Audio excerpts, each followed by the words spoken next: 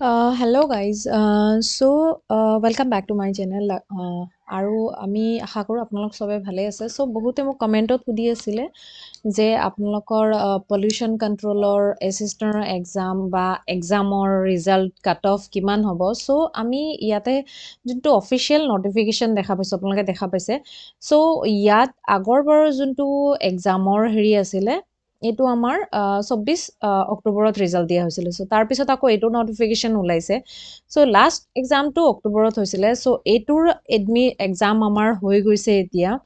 ধৰক 18 তাৰিখে আছিলে।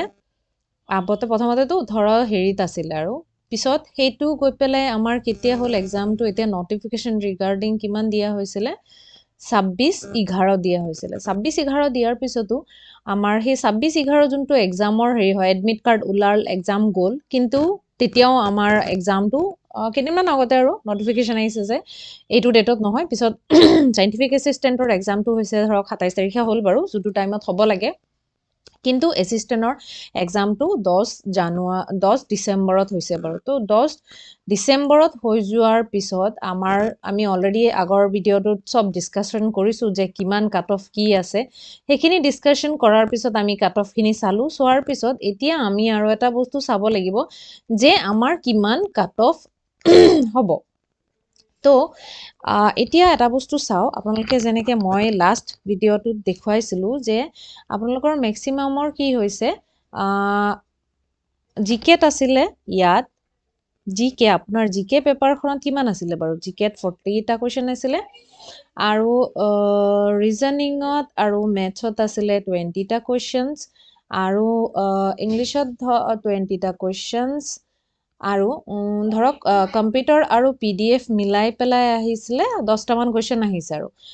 এই 10টাৰ ভিতৰত যদি আপুনি ধৰক জিকেত 30টা কাৰেক্ট কৰিছে, ৰিজনিঙক ধৰক এটলিষ্ট মিনিমাম 10, আৰু ইংলিছত মিনিমাম 10, আৰু কম্পিউটাৰত আমি সকলোৱে পাৰোঁ যিহেতু, ধৰক 6 ধৰিছোঁ আৰু 6 যেনে তেনে মিলাই। ইয়াত আমাৰ এপ্ৰক্সিমেটলি যিমান মানুহে এটেম্প কৰিলেও 30, 40, 56 মান চবেই এটেম্প কৰিছে। মানে এইটো মডাৰেট পেপাৰ আছিলে, ধৰক ইমান ইজিও নাছিলে, ইমান মডাৰেটটো নাছিলে, মডাৰেটটো হাই আছিলে, কিছুমান ধৰক ইজি আছিলে আৰু কিছুমান টাফ আছিলে। এইখিনিৰ ভিতৰত আমি এতিয়া এভাৰেজ মই এনালাইচিছ কৰা মতে বা ষ্টুডেণ্টৰ লগত কথা পতা মতে, কাট অফ এতিয়া লাষ্ট ইয়েৰৰ কাট অফ ধৰক ইমানেই গৈছিলে। এইবাৰত তাতকৈ অলপ টাফ লেভেলৰ হৈছে। টাফ লেভেলৰ হোৱাৰ কাৰণে আমাৰ কি হৈছে, আগৰ যোনটো কাট অফ হয়, আগৰ কাট অফটো কিমান গৈছিলে কোনোবাই জানেনে? জানিলে প্লিজ কমেণ্ট ছেকশ্যনত কমেণ্ট কৰি ক'ব মোক। আগৰ যোনটো পলিউশ্যন কণ্ট্ৰলৰ কাট অফ আছিলে, সেইটো মই আপোনালোকক ক'ম বাৰু। ইয়াৰ আগতে আপোনালোকে কোনে কিমান এটেম্প কৰিছে বাৰু মোক এবাৰ জনাব, তেতিয়া মই চাগে বহুত ভালকৈ, মই এতিয়া এইটো মই কোৱা নাই যে ফুল এইটোৱে হ'ব, বাট তথাপিও মই এটা এনালাইচিছ কৰি ওলাইছোঁ যে কিমান কাট অফ হ'ব। আৰু আপোনালোকে কৈ আছিল যে ভিডিঅ'টো সোনকালে দিব লাগে, সেইকাৰণে মোৰ ভিডিঅ'টো দিয়া অলপ লেট হৈছে, যে কিমান হ'ব, কিমান কি, সেইবিলাক এনালাইচিছ কৰা হৈছিলে আৰু। আগৰবাৰৰ যেতিয়া এক্সামটো হৈছিলে, তেতিয়া যোনটো কাট অফ আছিলে, সেইটো কাট অফতকৈ অলপ বাঢ়িব, কাৰণ আগৰ কাট অফটো অলপ এক্সাম পেপাৰটো ইজি আছিলে আৰু মানুহবিলাকে দিয়া নাছিলে। যিহেতু এইবাৰ আগৰ আছিলে ধৰক 35% OBCৰ বেলেগ হ'ব, জেনেৰেলৰ বেলেগ হ'ব। যদি ধৰা যায় মানে জেনেৰেলৰ এতিয়া ধৰক কোনোবাই যদি 75 to 80টা কুৱেশ্যন এটেম্প কৰিছে, দেন মই ইয়াতে লিখি দিছোঁ বাৰু। এতিয়া জেনেৰেলৰ ধৰক 75 to 80ৰ ভিতৰত যাব, আৰু ধৰক যিবিলাক মানুহৰ কোটা আছে, যিবিলাক মানুহৰ ST SC বেলেগ হেৰিবিলাক আছে, সেইবিলাকৰ অলপ কাট অফটো বেলেগকৈ আহিব বাৰু। আপোনালোকে কোনে কিমান বুলি ভাবিছে মোক এবাৰ কমেণ্ট ছেকশ্যনত জনাব। বাকী মইতো ট্ৰাই কৰিমেই আপোনালোকক কাট অফটো জনাবলৈ। ইয়াতে আৰু এটা বস্তু দেখা যায় যে কিছুমানৰ যদি OBC আছে, সিহঁতৰ কাট অফটো বেলেগ হয়, ST আৰু SCৰ কাৰণে কাট অফখিনি বেলেগ হ'ব। আমাৰ যিখিনি জেনেৰেল কেণ্ডিডেট হয়, সেইখিনিৰ কাট অফ অলৰেডি মই আপোনালোকৰ লগত ডিছকাছ কৰিছোঁ, এইটো হ'ব জেনেৰেল কেণ্ডিডেটৰ কাট অফ। আৰু ইয়াত পষ্ট দেখা গৈছে অলপ বেছি, ইমান আগৰ নিচিনা নাই, অলপ কমেই আছে। নাম্বাৰ অফ ভেকেঞ্চিজ কিমান আছে, কাট অফ মানে ভেকেঞ্চি যদি বেছি হয় তেতিয়াহ'লে কাট অফটো লোৱাৰ হয় চ' বেছড অন কেটেগৰী কাট অফবিলাক সেনেকৈ বাঢ়ে তো ধৰক আপোনালোকৰ 35% ধৰক 56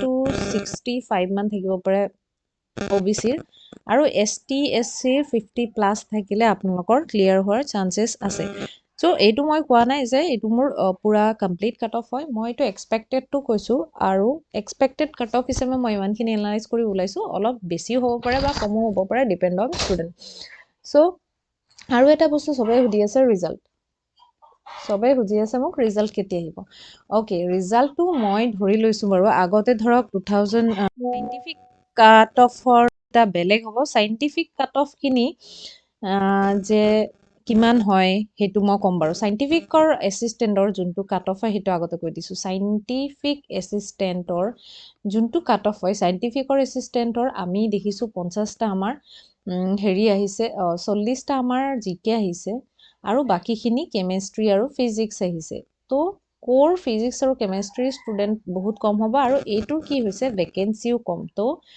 ভেকেঞ্চিটো কম আছে চ' চাইণ্টিফিক এছিষ্টেণ্টৰ কাট অফটো মোৰ মতে হাই যাব কাৰণ বহুত ভেকেঞ্চি মাত্ৰ এটাহে আছে আই থিংক এটা ভেকেঞ্চি আছে চ' সেইকাৰণে ইয়াৰ যোনটো আপুনি যদি জিকে 40টাও কৰিছে আৰু কেমেষ্ট্ৰি আৰু ক'ৰ ছাবজেক্টত যিকেইটা ছায়েন্স ষ্টুডেণ্ট আছে সেইকেইটাইহে পাৰিব আৰু সেইকেইটাৰ মতে কাট অফটো অলপ বেছি হ'ব চ' আৰু বাকী যিবিলাক আছে এনভাইৰনমেণ্টেল সেইবিলাকৰ এক্সাম আৰু কাট অফ মোৰ ইমান জেনেৰেলৰ ধৰক 75 to 80 বা বেছিতকৈ বেছি 85 হ'ব পাৰে আৰু বাকী ST SCৰ মই আপোনালোকক দেখুৱাইছোঁ ইমানটোৱে হ'ব ইয়াতকৈ বেছি নহয় বা অলপ ইফাল সিফাল হ'ব পাৰে কাৰণ আজিকালি কম্পিটিশ্যনটো বাঢ়িছে চবেই দি আছে কিন্তু এটা বস্তু আছে আপোনালোকৰ এইটো এক্সামত নেগেটিভ মাৰ্কিং নাই সেইটো এটা নেগেটিভ পইণ্ট নেগেটিভ মাৰ্কিংটো থাকিলে কি হয় যিখিনি মানুহে সঠিককৈ জানে সেইখিনিয়েহে মানে কৰে এটেম্প আৰু কাট অফটো কম হয় নেগেটিভ মাৰ্কিং থাকিলে আমাৰ কাট অফটো কম হয় আৰু যদি নেগেটিভ মাৰ্কিং নাথাকে তেতিয়াহ'লে কাট অফটো অলপ হাই হয় কাৰণ মানুহে কেতিয়াবা কিছুমান গেছো কৰে আৰু সেই গেছখিনিৰ কাৰণেও কাট অফটো অলপ বাঢ়ি যায় চ' এপ্ৰক্সিমেটলি ৰিজাল্ট আমি আশা কৰি আছোঁ যে 2 মাহমান ল'ব আৰু 2 মাহমানৰ ভিতৰত আপোনালোকক ৰিজাল্টটো দিব 2-3 মাহৰ ভিতৰত চ' তাতকৈ দেৰি যদি হয় কাৰণ মেট্ৰিকৰ আমাৰ এইফালে এক্সামবিলাকো আছে কিন্তু পলিউশ্যন কণ্ট্ৰলে যেতিয়া PW সিহঁতে কৰে তেতিয়া সিহঁতৰ 2-3 মান্থছ লয় আগতে যিহেতু হেৰিত জুলাইত হেৰি হৈছিলে আৰু এক্সামটো সেনেকুৱাই 2-3 মান্থৰ ভিতৰত দিছিলে চ' এক্সপেক্টেড আপোনালোকৰ ৰিজাল্ট আৰু 3 মান্থৰ ভিতৰত কৰিব পাৰে চ' ইয়াৰ আশা কৰোঁ আপোনালোকে মোৰ ভিডিঅ'বিলাক চাই ভালেই পাইছে যদি ভাল পাইছে প্লিজ লাইক এণ্ড ছাবস্ক্ৰাইব কৰি দিব আৰু যদি কিবা কুৱেৰি থাকে আপোনালোকে প্লিজ মোক টেলিগ্ৰাম চেনেল কিপ